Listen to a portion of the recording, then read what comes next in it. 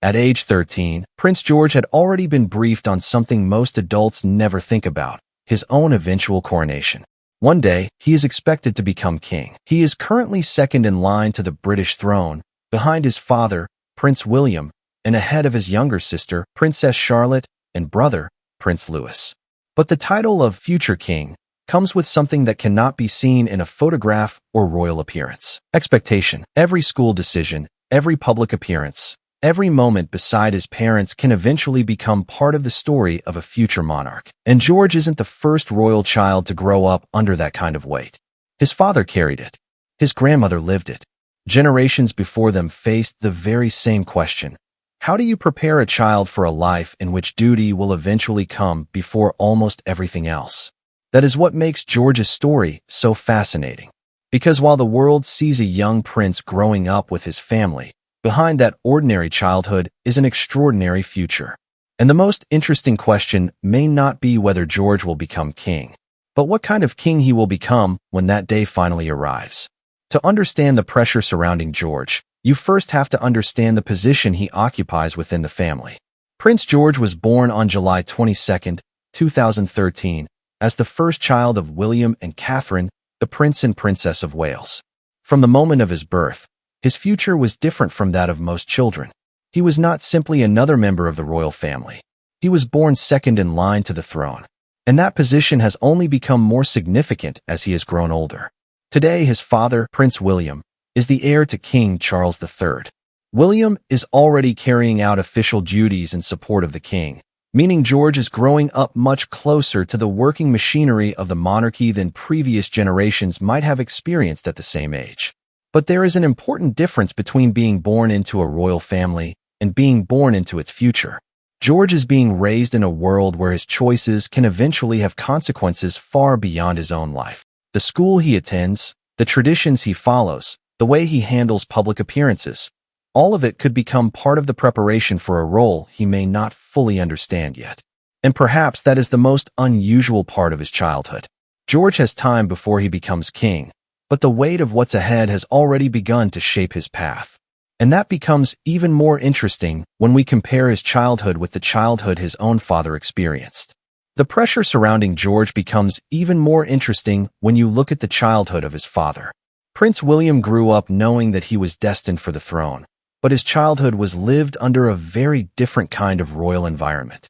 The intense attention surrounding his parents, Charles and Diana, meant that William experienced a level of media scrutiny that his own children are being protected from. William and Catherine have made a clear effort to give George, Charlotte, and Louis as normal and private an upbringing as possible. And that may be one of the most important differences between William's childhood and George's. William knows exactly what it feels like to grow up with millions of people watching, and he has made sure that being a future king doesn't have to mean sacrificing an ordinary path to adulthood.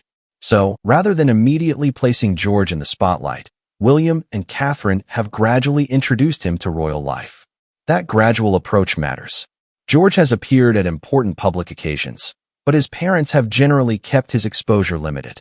Now, George is preparing for one of the biggest changes of his young life, Eton College. And the choice is more significant than it might first appear. Because Eton isn't simply another school. It is the same school his father attended. And the decision connects George not only to William's childhood, but to a much larger story about how the next king is being prepared for the future.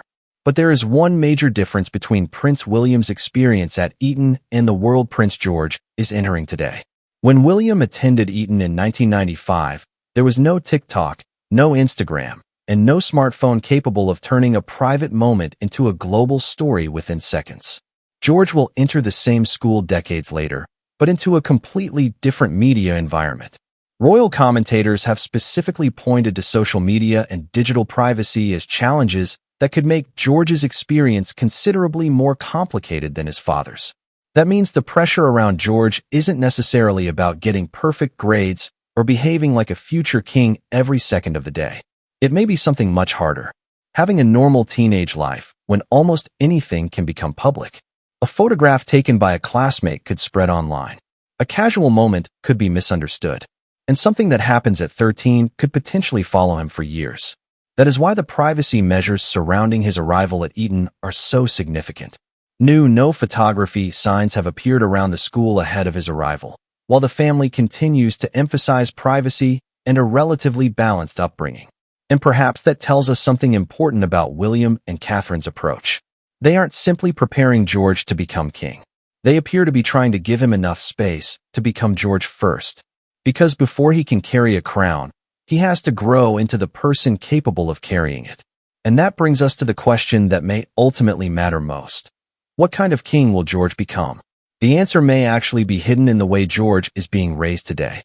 Rather than preparing him simply to inherit a crown, William and Catherine appear to be trying to give him something that previous generations of royals did not always have in the same way: room to grow into himself before the full weight of his future arrives. George's parents have kept his public appearances relatively limited while gradually introducing him to royal responsibilities. He has joined his family at major occasions and taken part in selected activities that quietly introduce him to the world he will one day inherit.